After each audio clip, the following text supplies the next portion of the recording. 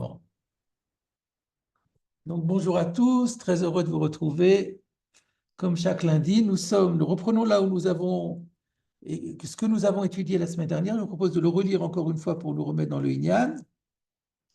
Donc, c'était à la 5e ligne avant le bas de la page, Daf Kaf Vav Amud Bet, Amar Ve'amar Rava. Rava avait encore enseigné Sefer Torah Shebala, un Sefer Torah qui est usé, Gonzimoto, on l'enterre, Etzel Talmid Racham, à côté d'un Talmid Racham qui est enterré également. Va Filouchoné Alachot, même si ce n'est pas un grand Talmid Racham qui étudiait la Gemara, il a juste fait des Mishnayot et les Braitot, ça suffit pour qu'on enterre le Sefer Torah avec lui. Amarava Chabar Yaakov, ou Bichli Cheres, mais il faut mettre le Sefer Torah dans un ustensile en argile. Chez Neymar, Unetatem Bichli Cheres, le man Yamdou Yamim Ravim, comme Jérémie avait dit que le contrat qui avait été fait sur parchemin, on devait le mettre dans un ustensile en argile pour que les écrits restent de nombreux jours et qu'ils ne s'abîment pas et qu'ils ne s'effacent pas par l'humidité de la terre. Donc, on avait déjà commenté de certains points de cet enseignement. Je voudrais revenir maintenant sur encore un certain complément, un certain nombre de choses à dire sur ce sujet-là. Alors, la première chose, c'était de se poser la question, c'est quoi ce Inyan de mettre un Sefer Torah à côté d'un Talmid Chacham? Alors, j'utilise un des svarim que je consulte sur Megillah, c'est un sefer qui s'appelle Teila Leona. C'est un ouvrage collectif qui a été rédigé par la yeshiva de Lakewood, qui ramène beaucoup de Marim Komot. Donc là, ils ont donné leur propre explication. Et donc, eux, ils ont proposé de dire que c'est Al-Derer qui emze kol ma shekatuv beze. C'est pour dire, voilà, ce Talmid Racham, il a accompli tout ce qui est écrit dans ce Sefer Torah. Où est-ce qu'on voit ce concept? Dans la Gemara de Sota, Daf Yud Gimel Amud Aleph et Amud Bet, il y a écrit de Kol Otan Hashanim Bamidbar, Alach Arono Shel Yosef im Aaron Shel Shechina. On dit que pendant toutes les 39 années ou les 40 années de tribulation dans le désert, où on a mis le cercueil de Yosef, donc on avait emmené depuis l'Égypte le cercueil de Yosef, et donc le cercueil de Yosef était mis en compagnie de l'arche dans laquelle il y avait les Luchot Abrit, la Ron Shel Shrina. Et pour quelle raison? Chez Amrou, qui aimait comme C'était une manière de dire, voilà, Yosef Hatzadik, il a accompli dans sa vie tout ce qui est consigné dans ce livre-là. De la même manière, on trouve également dans Bava Kama, Daf Yud Zayin Amud Aleph, à propos de Chizkiya ou Melech Yehuda, il y a écrit chez Inichu Sefer Torah al Mitato, on a posé donc à sa mort un Sefer Torah sur son lit, Ve Amrou, et on a dit Ki emze ma shekatuv beze. Donc voilà ce que propose le Teila le Yona. Je voudrais dire à titre personnel que ça ne me convient pas tellement comme explication, parce que là-bas, dans l'histoire, dans le cas de Yosef et dans le cas de Chizkiya ou Amelech, il s'agit d'honorer le tzaddik. D'ailleurs, c'est écrit en toutes lettres dans Bava Kama, kavod asulo le Chizkiya, chez Inichu Sefer Torah mitato. On a fait une marque d'honneur à Chizkiya en mettant le Sefer Torah sur son lit. Donc, il s'agit d'honorer le tzaddik. Or, le contexte, ici, on n'a pas l'impression que c'est pour honorer le Talmid Racham, qui en l'occurrence n'est même qu'à Shoné à la Chot. Le Inyan, c'est d'honorer le Sefer Torah. Donc, c'est pour ça que je pense que c'est pas...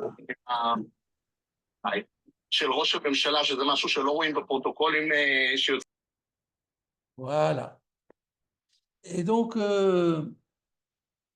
je disais que dans notre contexte, on a l'impression que qu'est-ce qu'on fait du Sefer Torah chez Bala? On le met à côté de la Talmid Racham pour honorer le Sefer Torah.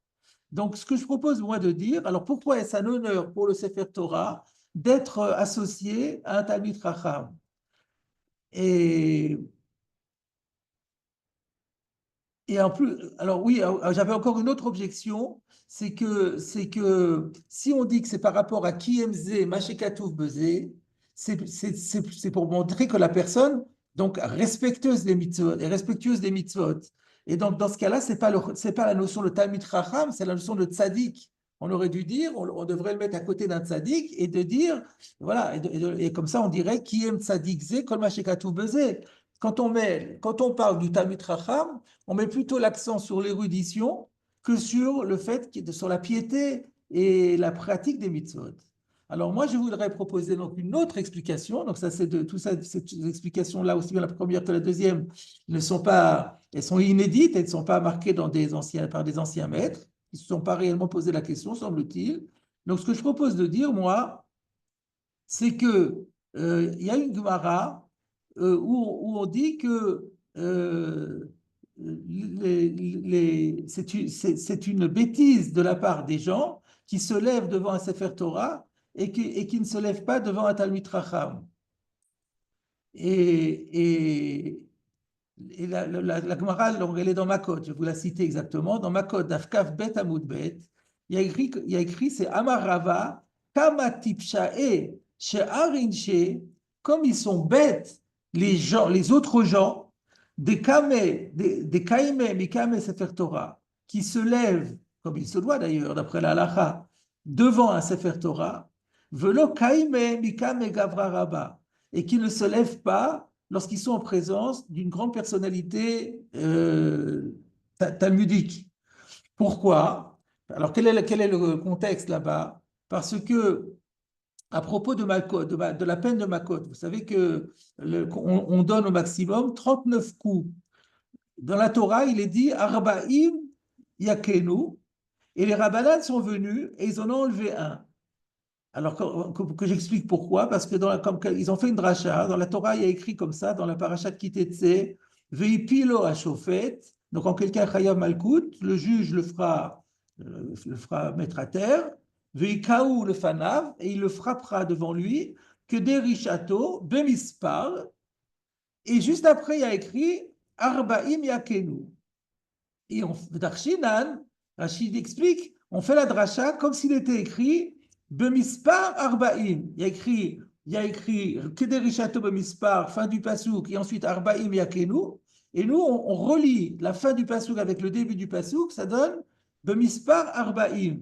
Et donc, ça veut dire quoi? Bemispar Arbaim, Minyan, Sheu Sochem, c'est-à-dire Sheu Mashlim, Sroub Arbaim. Ce qui veut dire, en d'autres termes, c'est pas 40 qu'il faut, mais le nombre qui jouxte 40, et il suffit de rajouter 1 pour avoir 40, c'est comme ça qu'on arrive à 39.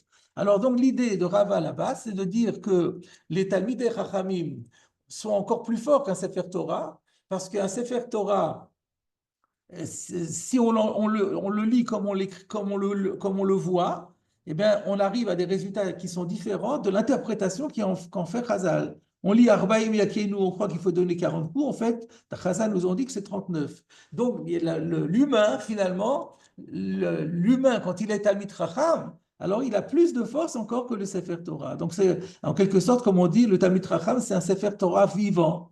Et donc, il est encore plus chashuv que le Sefer Torah inerte. Et donc voilà ce que je propose moi de dire, c'est que pour faire honneur au Sefer Torah, on le met avec quelqu'un qui est capable d'interpréter le Sefer Torah, lui donner vie en quelque sorte. Donc c'est un honneur pour le Sefer Torah qui est une nature morte d'être mis à côté d'un Talmid Chacham qui a donné sa vie aux enseignements de la Torah. Voilà ce que je propose donc comme explication pour ce Inyan. Donc, ce n'est pas pour honorer le Talmid Chacham, c'est pour honorer le Sefer Torah. On le met à côté d'un Sefer Torah vivant. Alors, ça, c'est le premier point que je voulais développer. Maintenant, je voulais revenir sur cette notion de Unotatem Bikli Cheres, que le Sefer Torah, quand on l'enterre avec le Talmid Chacham, on doit le mettre dans un Kli Cheres. Alors, il y a à ce sujet une Sheila ou Tchouva du Noda Biyuda, Tiniana, c'est-à-dire dans le deuxième tome, Orachaim Siman Yudzaïn, C'est une teshuva du fils du Mochaber. Des fois, dans le Rabbi Yehuda, il y a des teshuvot non pas de l'auteur, mais du fils de l'auteur. Et qui dit que, qui explique que la raison pour laquelle on a exigé de le mettre dans un Kli c'est que sinon, en mettant le Sefer Torah en terre, on risque d'entraîner à terme un effacement d'une lettre ou du nom divin. Et on voit de là qu'il y a et donc il en déduit la halakha. On sait que la Torah interdit d'effacer, chas shalom, le nom divin, mais est-ce qu'on a le droit de faire une gramma? Est-ce qu'on a le droit d'entraîner indirectement l'effacement du nom en ne le faisant pas soi-même, mais en faisant une action qui plus tard va l'entraîner? Alors il dit, on a la preuve ici, puisqu'on a dit il faut le mettre dans la Ticheres pour le protéger. De là, on apprend qu'il y a Asur ligrom chikat Hashem. Voilà ce que dit le fils du Noda Biyuda. C'est la raison pour laquelle on le met dans la Ticheres, pour ne pas entraîner indirectement l'effacement du nom. De là, on voit qu'on n'a pas le droit d'entraîner indirectement l'effacement du nom. Dans le Sheilot Utshuvot Achiezer de Rabbi Chaim Ozer Kodzemski, dans le Chelek Bet, Siman Memchet, il parle de cela aussi, et il sous-entend qu'il est d'accord avec le din du Noda Biyuda, mais il fait quand même une distinction, il rajoute une distinction. Effectivement, on n'a pas le droit d'entraîner l'effacement du nom de Dieu dans un Sefer Torah, mais seulement si c'est un Sefer Torah qui est disponible pour la lecture, c'est-à-dire dans lequel on a le droit de lire la Torah. Parce qu'il y a des Sfarim dans lesquels on n'a pas le droit de lire. Et là, si c'est des Sfarim où on n'a pas le droit de lire, alors dans ce cas-là, il n'y a pas le Issur Bechika. Alors c'est quoi les Sfarim chez l'Onitnu Likrot? Il y a par exemple Sefer Torah chez Ketavo Akum. Si c'est un Goy qui a écrit le Sefer Torah, il a écrit le nom de Dieu, mais le Sefer Torah, il n'est pas soul, on peut pas lire dedans. Donc à partir du moment où je ne peux pas lire dedans, donc je n'aurai pas ce Issur Bechika. Donc le Issur Bechika serait lié à la cacheroute du Sefer. Ou encore, il y a un din que le Sefer Torah, il faut le vérifier, ce qu'on appelle la Haga'a, il faut le relire pour vérifier qu'il n'y a pas eu de faute, qu'il n'y a pas eu de quelque chose qui ne rend pas sous les lettres. Et on doit le faire impérativement dans les 30 jours à cause de Al Tashken Beyadecha Avla. Tu n'as pas le droit de garder chez toi quelque chose qui est injuste. Et donc, au-delà de 30 jours, on n'a plus le droit de l'utiliser tant qu'on ne l'a pas corrigé pour obliger à le faire. Donc on a donc ici une première chita qui dirait que la raison pour laquelle on doit le mettre dans Klicheres, c'est parce qu'il y a un din chez l'oligrom mechikat Hashem. Alors, ça m'étonne beaucoup. Moi, je voulais vous montrer, vous renvoyer à ce que dit le Ran. On a sur notre Gemara un commentaire du Ran que je vais vous citer. Vous pouvez, si vous avez une Gemara avec le Rif, vous pouvez la regarder aussi. Donc, sur ce passage qui dit Uv bikli cheres, voilà ce que dit le Ran. She'en notninoto be'afar, et là bikli cheres notninoto. Il ne faut pas mettre le Sefer Torah à même la terre, il faut mettre le Sefer Torah dans un ustensile en argile, Vesami moto etzel Talmid Chacham, et à ce moment-là, on le met à côté du Talmid Chacham. Alors pourquoi? De Afalpi chez Gonziloto, parce que bien que maintenant on soit à l'étape où on enterre le Sefer Torah, parce qu'on a dit que c'est Tashmichek Doucha, quand ils sont inutilisables, on doit les enterrer. Donc, bien que, et on avait dit ici que c'est sa gnisa, c'est comme ça le texte de la Gemara avait dit, Zoui gnisato, afalpi chez Gonziloto, osinlo takana kama she'efshar lekaimo. Il faut faire le maximum, takana kama she'efshar lekaimo, pour le conserver. Il n'y a pas un mot dans ce Ran qui parle du Shem d'Hachem. Ce n'est pas la question du Shem Hachem, mais c'est qu'on a un Sefer Torah et on a une obligation de protéger le Sefer Torah. Alors même quand on l'enterre, on doit veiller à ce qu'il ne s'abîme pas. Alors peut-être avec le temps, il va finir par disparaître complètement, par se décomposer totalement, mais nous, on doit autant qu'on peut, on doit mettre toutes les chances de notre côté pour le caïmo le plus longtemps possible. Donc je dirais, moi, que ce n'est pas, comme disait le Noda Yehuda, à cause du Bechikat Hashem, ça n'a rien à voir à cause du Shem spécialement, c'est de manière plus globale. Nous avons un Sefer Torah. Un Sefer Torah, c'est un objet kadosh, et en tant qu'objet de Kedusha, nous avons un devoir de protection, tout simplement, mais sans mettre l'accent sur le Shem. Je voulais aussi vous citer ce que dit à ce sujet Rabbi Yonatan Cohen de Lunel, qui dit aussi un petit commentaire là-dessus, qui rejoint dans le Ran. Alors voilà ce qu'il dit sur le Dibur Amatril ou Bikli Cheres. Kama de efshar linture shelo yivlu chayavin anu lishmor. Tout ce qu'on peut faire pour le protéger, pour qu'il ne s'use pas ou qu'il ne se décompose pas, on est obligé de le faire. Va falpi chez Yivlou le Vasof. Et bien que même on pourra pas empêcher qu'à un moment donné ça va se décomposer, mais Moutavze, il vaut quand même mieux ça, Milu Ashlicham, Badrachim, ou Barochovot, ou Bashpot. Ça vaut quand même mieux que de le jeter sur la route, ou dans les rues, ou dans les poubelles. Donc, c'est-à-dire, en fait, on a un devoir de protection maximale. Donc, déjà, on le met dans la terre parce que c'est beaucoup plus, il y a côté la Talmid Chacham, c'est beaucoup plus mechoubad que de le jeter à la poubelle, évidemment. Mais en plus de ça, on le met dans un klicheres, toujours chayavim linture kamad efshar. Donc, on retrouve cette notion de protéger le Sefer Torah en tant que tel, et ce n'est pas spécialement lié à. C'est pas spécialement lié au Shem Hashem. Alors, un instant, je reviens à mes feuilles. Je voulais maintenant citer le Sefer Mishnat Yaakov, qui lui cite le Noda Yehuda et s'y oppose de manière explicite, et qui dit qu'il c'est pas d'accord, c'est pas comme le Noda Yehuda, que c'est pas lié à la Kedushat Hashem, et que c'est lié à quoi? À la Kedusha du Sefer Torah. Donc, en fait, donc il ne se repose pas sur le Ran comme je l'ai fait moi, mais finalement, il rejoint l'explication que j'ai proposée, et lui, il va se baser sur le Rambam.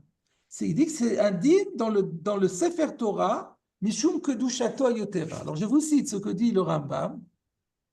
Le Rambam Perek Yud, Meilchot Sifre Torah, Alacha Bet, Alacha Gimel, nous dit la chose suivante. Sefer Torah kasher, un Sefer Torah qui est kasher, donc qui est en état d'utilisation, Noagimbo Kedusha Yetera Vekavod Gadol. On a un devoir de se comporter avec lui comme un objet qui est porteur d'une sainteté particulière, Kedusha Yetera, Vechavod Gadol, et on lui doit un grand honneur. Donc je saute une partie où il parle de la doucha du Sefer Torah et dit qu'il faut se lever devant, etc. Et juste après, Sefer Torah Shebala, Oshe Nifsal, Notninoto, Bikli Cheres.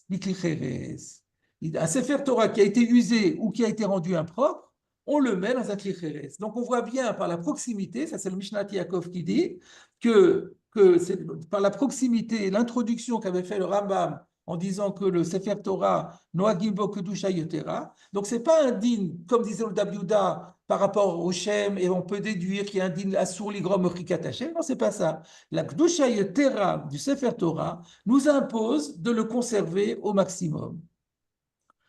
Alors, pour cela dit, je cite maintenant un Shoelot ou Tshuvot Be'er Sheva, Siman Mem Gimel, qui est rapporté brièvement par le Magen Avraham dans le Siman Kufnundal le Tzivkatan Tet. Le Siman Kufnundal, c'est le Siman dans lequel tous ces dinim de Tashmiché Kedusha sont regroupés, et qui dit la chose suivante: de Dinze shel Kli Cheres Kae Akol Kitve Kodesh. Umeoto Ta'am Shekatav Aran Shosin lo Takana Kama Shefshar le Kaimo. Alors, donc, le Be'er Sheva rejoint plus que moi j'ai dit que ce que disait le Mishnat Yaakov. Parce que le Mishnat Yaakov, c'est un din spécifique dans le Sefer Torah à cause de Kedushato Ayetera. alors que lui, le Be'er Sheva, il l'étend à tous les Kitvei Kodesh. C'est-à-dire, si par exemple, Yeshayahu, vous savez qu'il y a des communautés où les Haftarot sont écrits dans des Nevi'im, c'est-à-dire où il y a où le Navi est écrit dans un rouleau complet comme un Sefer Torah. C'est ça qu'on appelle les Kitvei Kodesh. Eh bien, il dit, si on a par exemple Yeshaya ou Yirmeya ou n'importe quel Navi qui a été mis dans un rouleau, eh ben, on a aussi le devoir, s'il a été usé et inutilisable, de le mettre dans un clichérès. Pourquoi? À cause du Ran, justement, qui dit qu'il faut faire takana kama shefshar le kaimo. Mais lui, il donne comme raison, parce qu'il dit que des shelo nir'e que ilum abdo beyadaim. Et donc, lui, il dit, parce que si on ne le faisait pas, ça donnerait l'impression, bah, tu l'as mis dans la terre, c'est comme si tu les détruisais toi-même. Alors, je n'ai pas compris pourquoi il a besoin de dire ça. Il aurait pu dire simplement, étant donné qu'il y a un digne de kavod et qu'il y a une kedusha tous ces sfarim-là, donc c'est pour ça qu'il faut les protéger au maximum. Donc, lui, il dit, non, c'est un peu négatif, dans le sens que si tu ne le faisais pas, alors là, ça donnerait une impression que tu le détruis toi-même. Donc, voilà. Euh, donc ça se rapproche peut-être du Noda Biouda, dans le sens que ça marche dans tous les Kitvé Kodesh. C'est vrai que d'après Noda Biouda qui dit que c'est à cause du Shem, alors dans les Kitvé Kodesh, il y a des Shemot, à part le Megillat Esther. Et donc, selon le Noda Biouda aussi, ça sera valable pour tous les Kitvé Kodesh. Donc ça se rapproche du Noda Biouda, mais pour une raison différente. Alors, simplement pour conclure ce sujet, ce din-là, du Magen Avraham, il est rapporté d'une part par le Pri Megadim et il est repris dans la halacha par le Mishnah Berurah. Mishnah Berurah, Suif Katan Kaf Bet, dans le Kuf Nun Dalet, que je cite, dans le Dibur Amatril, Sefer Torah Shebala, quand le Shulchan Aruch nous dit un Sefer Torah qui a été usé, on l'enterre, etc., il dit Vehu adin, Nevi'im, Urtuvim, She'em Ketuvim, Be'or, ou Beglila, ou Bedio, Pri Megadim. Donc, en fait, il cite ça au nom du Pri Megadim, alors qu'en fait, c'est un Magen Avraham au nom du Be'er Sheva. Mais il dit, c'est pas seulement le Sefer Torah, ça peut être les Nevi'im, ça peut être même les Ketuvim, dès l'instant où ils sont écrits sur un parchemin et dans un rouleau et avec de l'encre, comme on le fait. Donc voilà, la halakha, elle est claire comme cela. Et donc, la raison en est, non pas tant, comme le dit le Noda Biouda, à cause du Shem qu'elle contient, mais parce que tous ces Sfarim sont porteurs de Kedusha, et cette Kedusha nous impose de les protéger autant que faire se peut. Voilà pour expliquer le din de Klicheres. Et maintenant, j'ai un troisième point que je voulais traiter sur ce sujet. Donc, le premier point, c'était c'est quoi la notion de pourquoi on juxtapose, on associe un Sefer Torah à un Talmid Racham. Ensuite, on vient de parler de la raison du Klicheres. Maintenant, il y a une autre problématique, c'est quel est le statut d'un Sefer Torah qui n'est pas Bala, mais qui est Pasoul. Alors, je m'explique. Dans le Shulchan Aruch, Orach Chaim, il reprend les mots de la Gemara tels que, à savoir, ce qu'on a vu nous, Sefer Torah Shebala, Gonzinoto, Etzel Tamid Racham. Mais je vous ai déjà dit la semaine dernière que ce din est rapporté 2 fois dans le Shulchan Aruch. Et il est rapporté également dans Yoredea, Resh Peibet, Seif Yud. Et là, le Shulchan Aruch change un petit peu la formulation. Il fait 2 différences. La première, c'est que il dit pas simplement Sefer Torah Shebala, il rajoute Oshenifsal. Donc il y a 2 choses. Il y a Sefer Torah Shebala, il y a Sefer Torah Shenifsal. Et sa source est dans le Rambam, Perek Yud, Ilchot Sefer Torah Halacha Gimel. Et donc, et là-bas, il dit que il reprend les mots de la Gemara et il dit Etzel Talmid Chacham. Et il dit pas dans le Kever, alors que on avait vu que dans le Orach Chaim, il avait dit qu'on le met be Kever Talmid Chacham. Alors, le Tzitz Eliezer, dont je vous ai déjà dit la semaine dernière qu'il consacre une très longue tchouva à toutes ces questions-là, il apporte un auteur qui s'appelle Torah Chaim, un commentaire du Shulchan Aruch, d'un Rabbi Chaim Sofer sur Orach Chaim, qui se basant sur ce Rambam et sur ce Shulchan Aruch, il fait une distinction entre Nifsal et Bala. Il dit que dans Nifsal, lorsque un Sefer Torah est pasoul, vous savez qu'un Sefer Torah est facilement est rendu fasoul très facilement. Il suffit qu'il y ait une lettre qui n'est pas à sa place, ou bien une lettre qui manque, ou alors la lettre est là, mais elle a été effacée, ou bien au contraire, elle est collée. Dans tous ces cas-là, le Sefer Torah devient pasoul, on ne peut plus le lire tant qu'on n'a pas corrigé. On peut le corriger. Donc, tant que un Sefer Torah qui est pasoul, il est pasoul, mais la kedushato betokfo. Il conserve intégralement sa kedusha. Et dans ce cas-là, on ne peut pas l'enterrer avec un Talmid Chacham. Tsarich le kovro bifne atzmo. Et c'est pourquoi, dans le Shulchan Aruch Yoredea, où le Shulchan Aruch a rajouté le din de Nifsal avec le cas de Bala, il dit juste Etzel. Parce que le Etzel, ça va pouvoir se comprendre de deux façons, soit à côté, mais séparé, soit à côté dans la même tombe. Alors que chez Bala, quand il a été usé, il a perdu de sa kedusha, on peut le mettre dans la tombe du Talmid Chacham. Mais tant qu'il n'est pas usé et qu'il est juste pas soul et qu'on l'enterre, on peut l'enterrer, mais il ne faut pas l'enterrer avec le Talmid Chacham. Ce serait quelque part un crime de lèse-majesté par rapport au Sefer Torah qui a conservé toute sa kedusha. Alors donc, il y a une distinction à faire entre Bala et Nifsal. Alors maintenant, la question se pose, mais alors c'est quoi Bala? Bala, moi je pensais que le Sefer Torah, il est usé, donc il n'est pas soul. Mais non, il semblerait que le Bala, c'est plus qu'un pisoul.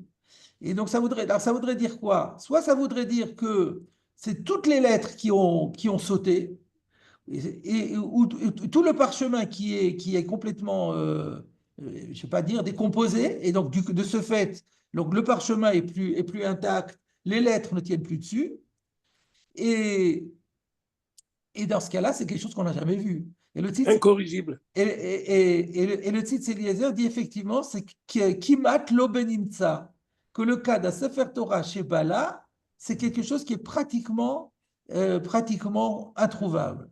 Parce qu'il reste toujours quelque part des lettres qui seraient encore en état et, et qui ferait que le Sefer Torah conserve sa Kedusha. Donc si on dit qu'il y a un distinguo entre Bala et Nifsal, le Bala, c'est quelque chose qui est vraiment très très particulier et qu'on n'a pratiquement jamais vu. Alors que Nifsal, on connaît bien. Alors on va développer ce Inyan-là encore. Là, j'ai parcouru hier la Shoela ou Tshuva du Tzitz Eliezer et je vous en cite quelques extraits à ce sujet. Alors, tout d'abord, je vous cite le Shoelot ou Tshuvot du Keren le David dans le Chelek Orachaim, Siman Mem Dalet, Dibur Amatril Ayotse. D'abord, il apporte un témoignage qu'aujourd'hui, on n'a plus l'habitude de prendre les Sifrei Torah, de les enterrer en les mettant dans un klicheres et dans le sol. L'usage courant, c'est de les laisser dans le Haron à Kodesh. Et il a expliqué la raison. Parce que dans la Gemara, on n'a parlé que de Sefer Torah Shebala, un Sefer Torah usé. Le Sefer Torah Shebala, l'Oshriach Kolkar Bisbanazé. Or, aujourd'hui, on n'a pas de Sefer Torah Shebala. Pratiquement jamais. Et c'est pour ça qu'on ne les enterre pas. ואפילו אם אינו ראוי עוד להיות ספר תורה שלם, et même si on dit qu'il y a une partie du Sefer Torah qui est complètement perdue, al kol panim raoui likach mimenu yeriot le Sefer Torah acher. Alors il dit qu'il peut arriver qu'il y a des parties du Sefer Torah qui sont complètement inutilisables, les lettres ont sauté, on peut pas réécrire sur le parchemin parce que ça ne tient pas. Mais il reste quand même des yeriot qui restent entièrement cachés. Et ces yeriot-là, ça peut être utile d'ailleurs. Il y a des sofrim qui travaillent comme ça. Quand on leur donne un Sefer Torah abîmé, ils ont plusieurs Sifrei Torah, donc ils récupèrent les yeriot de différents Sifrei Torah et ils arrivent à reconstituer un Sefer Torah entièrement caché. Et donc, ça donne une sainteté au Sefer Torah. Et dans ce cas-là, on n'a pas le droit de l'enterrer. Et donc, ça nous donne une nouvelle. Un nouvel, on avait déjà dit que le Pri Megadim avait dit que le minag aujourd'hui, c'est pas d'enterrer dans le sol. Et là, maintenant, on a une nouvelle raison, c'est qu'on ne peut pas enterrer dans le sol tant qu'il reste une partie du Sefer Torah qui est encore cachée. Ça, c'est donc le Keren de David. Alors, maintenant, je voulais vous citer le Minchat Elazar.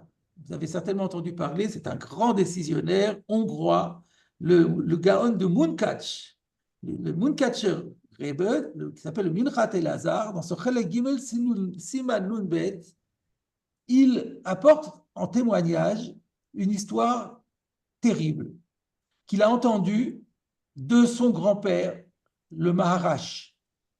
À savoir que il y avait le fameux Gaon de Boutchach. Il y a Munkach et il y a Boutchach. À Boutchach, il y avait Rabbi Avraham Teomim, qui est connu parce qu'il a écrit un sefer très important au niveau de la halakha qui s'appelle le Chesed le Avraham. Donc c'était Rabbi Avraham Teomim de Boutchach. Il a fait une fois Maaseh Rav. Il a fait une fois une décision. Il a donné l'ordre qu'on récupère tous les vieux sifrei Torah que l'on considère comme pasoul, qu'on les récupère tous et qu'on les fasse sortir des Aaron HaKodesh. Peut-être il voulait qu'on fasse de l'ordre ou de la place dans les Aaron HaKodesh. Donc récupérer tous les Sfarim réputés psoulim et les mettre dans un Klicheres et ensuite de les enterrer à côté d'un tzaddik dans le cimetière de Boutchach, conformément à la lettre du Shulchan Aruch dans l'Yoredea. Qu'est-ce qui s'est passé? Il y a eu une maguefa, il y a eu une épidémie et une terrible maladie qui a décimé un énorme nombre d'enfants, Rachaman al-Itzlan. Et Racha alav ha'ir va'galil, toute la ville et toute la région a fait du bruit en disant c'est la faute du Boutchacher, du Rabbi Avraham de Boutchach, qu'il n'aurait jamais dû faire ça. Donc apparemment, il n'aurait jamais dû faire ça. Et alors le Minchat Elazar se dit, mais pourquoi? C'est étonnant. Pourquoi? Qu'est-ce qu'on lui reproche? Il a appliqué à la lettre le din du Shulchan Aruch. Et il répond, il semblerait que Béhémet, il a parlé des sifrei Torah réputés psoulim. Mais il est très possible que parmi les sifrei Torah qui étaient réputés psoulim, il y en avait beaucoup qui contenaient au moins un chumash entièrement kasher, likrotbo. Un Sefer Torah, c'est la Pentateuch, comme vous le savez, c'est fait de 5 chumashim. Est-ce qu'on a le droit de prendre juste un chumash, le chumash Bereshit, qui est bien sûr constitué comme un Sefer Torah, mais il n'y a qu'un chumash? Est-ce qu'on peut lire dedans ou pas? Non. Alors, Agam Shenagu Lachmir Beze, bien que on a pris l'usage d'être mahmir, aval le horot le kula, à l'idée le choshvam le psulim, mais pour autant, trancher dans le sens de la kula, en considérant le Sefer Torah pasoul, alors qu'il y a un chumash qui est entièrement caché, et le sortir du Aaron HaKodesh pour l'enterrer, là, c'est sûr qu'il fallait aller la chumra, parce que peut-être ils ne sont pas vraiment psoulim. Et puis en plus de ça, on peut peut-être les corriger. Et peut-être qu'on ne les a pas corrigés parce que ça demandait beaucoup de frais, parce qu'il y avait tellement de lettres à corriger que les sofrim étaient tellement exigeants que la communauté a dit c'est trop lourd, mais qu'en vérité, on aurait pu le corriger. Donc il donne trois arguments. Un, ça peut-être qu'il y a un chumash entier qui était cachère. Et là, nous, on lit pas dedans, mais ce n'est qu'une chumra. Mais Ikaradine, on pourrait lire dedans, et je vais développer dans quelques instants. À part ça, il y a aussi le fait que ils étaient, il y en a même, il y en a quelques-uns qui étaient pas passoul, et puis aussi le fait qu'ils étaient corrigeables, même si c'était à grands frais, mais dans la mesure où c'est corrigeable, Un Sefer Torah qui est incorrigible, c'est lorsque on peut pas corriger parce que même si on corrige, hop, le parchemin ne tient pas et la lettre ne tient pas. Alors ça sert, on peut plus corriger, il est vraiment définitivement pas soul. Et ça, peut-être, on pourrait l'assimiler à Sefer Torah chez Bala. Mais si c'est simplement parce que ça coûtera, alors là, il est encore potentiellement caché. Alors, qu'est-ce que je voulais. Donc, ça m'a permis d'approfondir un petit peu cette notion de chumash cachère ou pas cachère. Alors, en fait, c'est une Gemara dans Gittin. Dans Gittin d'Afsamer Hamoud Aleph, et c'est notamment d'après la compréhension du Rashba. C'est cité par le Biuragra dans le Resh Pei Bet Ot Yud et qui renvoie au Resh Pei Gimel Seif Aleph. Qu'est-ce qui est écrit dans le Siman Resh Pei Gimel Seif Aleph? Mutar lichtov kol Torah chumash bifnei atzmo. On a le droit d'écrire toute la Torah, mais dans des chumashim distincts et séparés les uns des autres.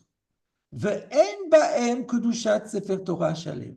Mais si on le fait, donc c'est permis de le faire, mais ils n'auront pas, chaque chumash individuellement, n'aurait pas la même sainteté qu'un sefer Torah entier.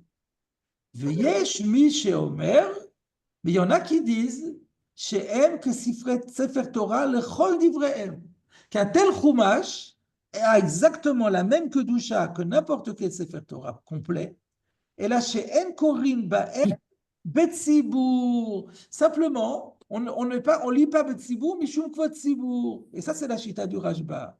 Donc, c'est ça que disait. Donc, il y a en fait un tzad de dire qu'un chumash, il est entièrement cachère. Nous, aujourd'hui, on n'a pas l'habitude de lire dedans parce qu'il y a quand même une marloquette. Il y en a, et puis que même et même le Rashba qui dit que ça a une valeur de Sefer Torah, il reconnaît que le minag est de ne pas lire dedans parce que c'est pas Kvot Sibour. Kvot Sibour, c'est qu'on a un Sefer Torah Shalem. Mais au niveau de la Kedusha, ça aurait, d'après le Rashba, la même Kedusha sur la base de la Gemara de Gittin, d'Av Samer Hamoud Aleph. Donc voilà, ce que l'on peut dire par rapport à la notion de Sefer Torah chez Bala. Il faut faire donc une différence entre un Sefer Torah chez Bala et un Sefer Torah chez Nifsal, et qui est en tout cas recorrigeable, ou en tout cas où il y a des yoriot qui sont impeccables, ou encore mieux, il y a un chumash impeccable. Le Sefer Torah, il n'est pas soul, nous on ne lit pas dedans, mais n'empêche qu'il peut y avoir des parties qui sont entièrement cachères. Et donc là, il conserve une grande kedusha. Et on a vu que d'après certains poskim, dans ce cas-là, il n'était pas correct de les mettre en terre, il fallait les laisser dans le Haron HaKodesh. Et pour finir, cette question-là de savoir si on a un Sefer Torah chez Bala, est-ce que il est recommandé, qu'est-ce qui est mieux recommandé? Est-ce qu'il est mieux recommandé de le laisser dans le Haron HaKodesh ou est-ce qu'il est mieux recommandé de l'enterrer? Même si on a dit que le minag aujourd'hui, c'est pas d'enterrer, mais quand même, on a vu aussi que certains ont le minag d'enterrer. Alors, c'est une grande marloquette à poskim que je vais vous dire rapidement. Le Aruch HaShulchan, le Noda Biyuda, le Sefer Bnei Yona, le Sefer Teshuvah Me'ahava et le Binyan Tzion, dont l'auteur n'est autre que l'auteur du Aruch le Ner, Rabbi Yaakov Ettlinger de Altona. Tous ces décisionnaires disent qu'il est permis et qu'il est même peut-être préférable de les conserver dans le Aron HaKodesh. Et le Binyan Tzion rajoute que dans le Sefer Chassidim, Siman Tat Kuf Lamed Dalet, c'est-à-dire 934, il y a écrit que c'est moutar. Donc le Binyan Tzion a trouvé même un Rishon, donc le Sefer Chassidim de Rabbi Yehuda Chassid, qui dit que c'est permis de prendre, il parle d'un Sefer Torah chez Bala, même pas chez Nifsal, c'est permis de le conserver dans un Aron HaKodesh. Et il explique, alors comment il va comprendre notre Gemara à nous, la Gemara chez nous, elle a quand même dit qu'on l'enterre, le Khatrila. זהו דווקא אם אין לו מקום להניחו וצריך לגנוז. Donc l'idée c'est que, donc là c'est le pshat même de notre Sugia qui est en jeu là. Comment il faut comprendre notre Gemara qui dit à Sefer Torah chez Bala on l'enterre? Eh bien, toutes ces chitotes vont dire le mieux serait de le laisser dans le Haron HaKodesh. Mais imaginons qu'on a Léa Ben Porat Yosef, tellement de Sifrei Torah qu'on n'a plus de place pour ce Sefer Torah chez Bala. Alors dans ce cas-là, on l'enterre, on a le droit, c'est bien de l'enterrer, il faut l'enterrer. mais plutôt que de le mettre ailleurs que dans le Aron HaKodesh. Mais si on a la possibilité de le mettre à Kodesh, c'est préférable. Voilà ce que pensent tous ces décisionnaires dont j'ai parlé. Cela dit, il y a quand même d'autres auteurs qui ne sont pas de cet avis. Donc, il y a le Torah Traim Sofer que je vous ai déjà cité, donc qui disait qu'il y a une différence entre Bala. Bala n'a aucune Kedusha, et là on l'enterre même avec le Sefer Torah, même avec le Talmud Chacham, alors qu'un autre Sefer qui avait dit qu'on l'enterre aussi, mais pas avec le, mais on l'enterre de toute façon dans un Klékérès, mais pas à proximité du Talmud, à proximité, mais pas dans la même tombe que le. Donc on avait vu que le Torah Traim, lui, il dit, dans tous les cas, on l'enterre. C'est aussi l'avis de Rabbi Avraham Palachi, dans les Tshuvot Maharaf, Siman Memchet. C'est aussi l'avis du Chakal Yitzhak de la communauté de Spinka et le Keren David. Donc, c'est plusieurs auteurs quand même qui disent qu'il faut suivre la Mashmaout du Rambam et du Shulchan Aruch et que le Khatrila, c'est mieux d'enterrer que de laisser dans le Aron HaKodesh.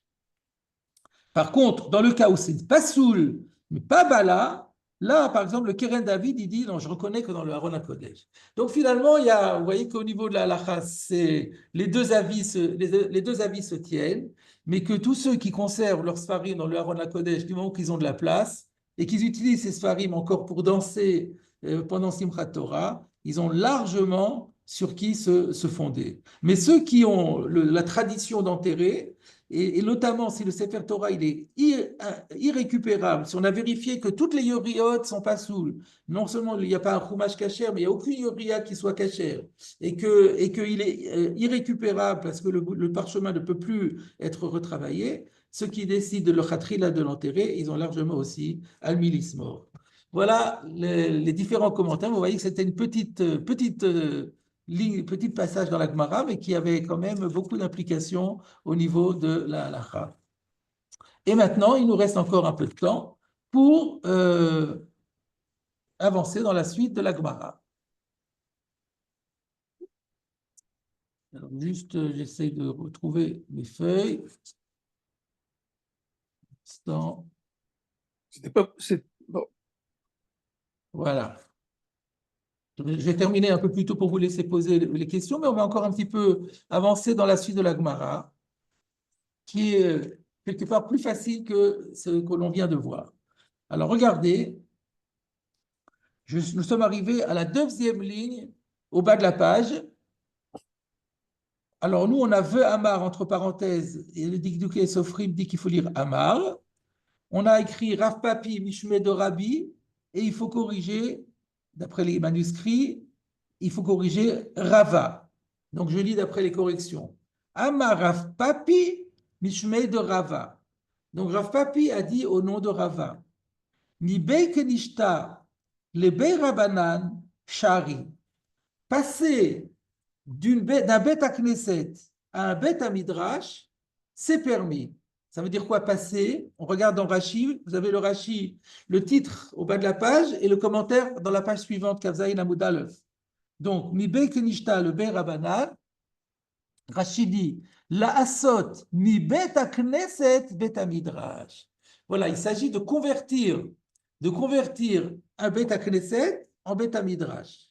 Est-ce que c'est autorisé ou pas? Rav Papi, au nom de Rava, dit oui, on peut passer du Beth Knesset, le convertir en Beth Midrash. Pourquoi? Parce que ça s'appelle augmenter la Kedusha, donc on sait en vertu du principe Malin Bakodesh. Mi Be Rabanan, le Be Kenishta, Assour. En sens inverse, si on a un Beth Midrash que l'on veut convertir en Beth Knesset, là, c'est Morid Bagdusha, et donc c'est Assour.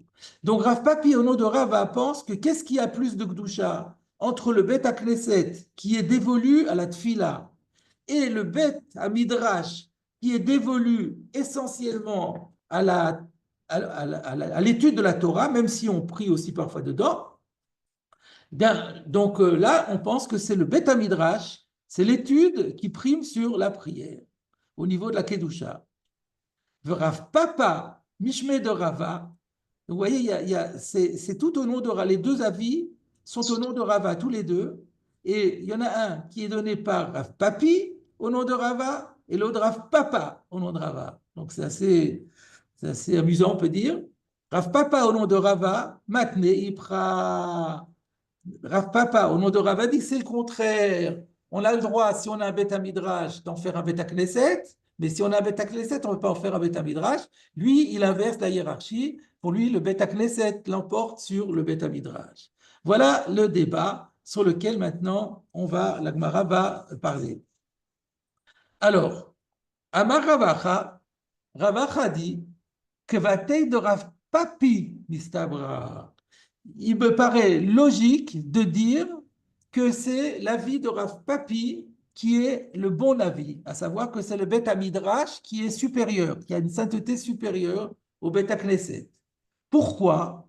De Amar Rabbi Yoshua ben Levi, parce que nous avons par ailleurs un enseignement d'un grand maître Amora d'Eretz Israël, contemporain de Rabbi Yochanan, c'est Rabbi Yoshua ben Levi, qui a dit Bet Knesset mutar la soto, Bet Midrash. Il a dit exactement ce que disait Rav Papi au nom de Rava, que si on a un Bet Knesset, on a le droit de le convertir en Bet Midrash. Shma mina. Donc si Rabbi Yoshua ben Levi a dit comme ça, là, la chaye comme lui. Ça laisse entendre que Rabbi Yoshua ben Levi était une autorité majeure et que c'est son avis qui est retenu. C'est pas terminé. Darash Bar Kapara, Bar Kapara a enseigné l'enseignement suivant. Maï dirtiv vayisrof et bet Hashem vet bet Amelech vet kol batei Yerushalayim ואת כל בית גדול, pas bait, mais beit gadol, saraf ba'esh. De quoi s'agit-il? Quel est le contexte? Le contexte, c'est Nabuz, Rashi nous le dit d'abord. Yisrof et Bet Hashem et kol bet gadol, benevuzaradan ketiv. Qui était Nevuzaradan? C'était le Sar Tabachim de Nebuchadnezzar.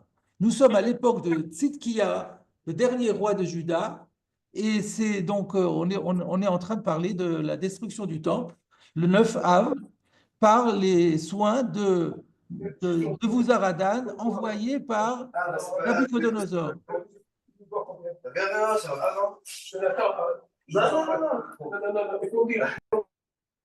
Et donc, le verset nous dit que Nebuzaradan a brûlé la maison d'Hachem, la maison du roi, toutes les maisons de Jérusalem et toute maison de grand.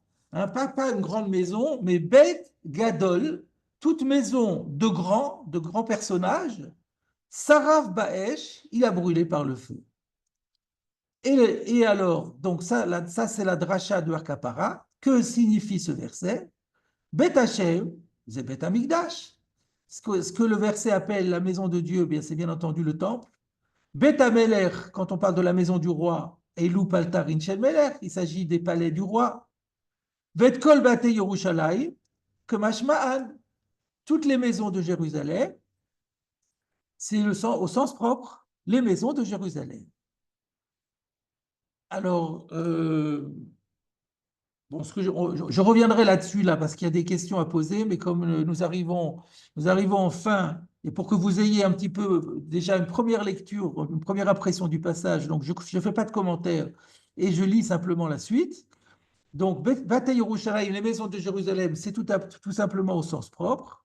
Ve'et kol bet gadol saraf ba'esh. Et maintenant, il s'agit de comprendre qu'est-ce que ça veut dire maison de grand, il a brûlé par le feu. Alors là, j'ai une petite correction. Dans Os Ve'adar, il faut rajouter les deux mots pligeba. Pligeba, Rabbi Yochanan, Rabbi Yoshua ben Levi. Sur ce Bet Gadol, maison de grand, nous avons un débat entre Rabbi Yochanan et Rabbi Yoshua ben Levi. Chadamar, donc vous savez que quand on dit Chadamar, l'un dit, l'autre dit, on ne sait pas qui a dit quoi. Chadamar, Makom Shemegadim Bo Torah. Beit Gadol, ça veut dire c'est un endroit où on a, on a agrandi, on a développé, on va dire, un endroit où on a développé la Torah. C'est maison de grand, c'est-à-dire une maison d'agrandissement, une maison de grandeur, une maison qui est spécialisée dans l'agrandissement de la Torah. Donc, c'est-à-dire, en vérité, les Bate Midrash. V'chad amar makom shebagdilin bo tfila. Et l'autre dit que c'est un endroit où on développe la tfila. En d'autres termes, un Bet Knesset. Donc, Bet Gadol, il y en a un qui dit que c'est un Bet Midrash et l'autre dit que c'est Bet Knesset. Alors, sur quoi il se base? La Gemara dit Man damar Torah, celui qui a dit que c'est la Torah, dirtiv Hashem Chafetz le man Sidko, Yagdil Torah veyadir. Donc, on voit que à propos de la Torah, on parle de la Hagdil Torah. Donc, la Torah, c'est quelque chose qui est fait pour être agrandi. Donc, si on parle de Gadol, c'est une sorte de Xerashava en quelque sorte. Il est dit Torah, il est dit Gadol par rapport à la Torah, il est dit Gadol par rapport au Baït, donc il s'agit bien de Torah. Uman Damar Tfila, et celui qui a dit qu'il s'agit de Tfila, Dirtiv, lui, il apporte un autre verset. Dans ce verset, il dit, alors là, le verset est mal cité. Il est dans la Gemara, il n'est pas correctement cité, donc je vous le cite tel qu'il est dans le verset. Va'amelech, je vous cite le verset en entier. Va'amelech medaber el gechazi na'ar isha elokim, les morts. Le roi, il s'agit du roi d'Israël, Yehoram, a parlé. C'est le roi qui avait succédé à Achav. Il a parlé à Gehazi, l'homme de Dieu, c'est-à-dire qui était Nahar, le jeune homme qui était le jeune homme de l'homme de Dieu, c'est-à-dire de Elisha Navi. Il lui a dit Saprana li et kol hagedolot asher asa Elisha. Raconte-moi tous les grands exploits que Elisha a accomplis. Et il en parle en termes de Gedolot. Et alors, de quoi il s'agit? Ve'elisha de Avad, berachmeu de Avad. Or, on sait que Elisha, tous les exploits qu'il a accomplis, c'était par l'appel à la miséricorde divine, en d'autres termes, la tfila. Donc, ça prouve que c'est de tfila qu'il est question. On va s'arrêter là pour aujourd'hui, pour vous laisser un peu la parole, dans la mesure où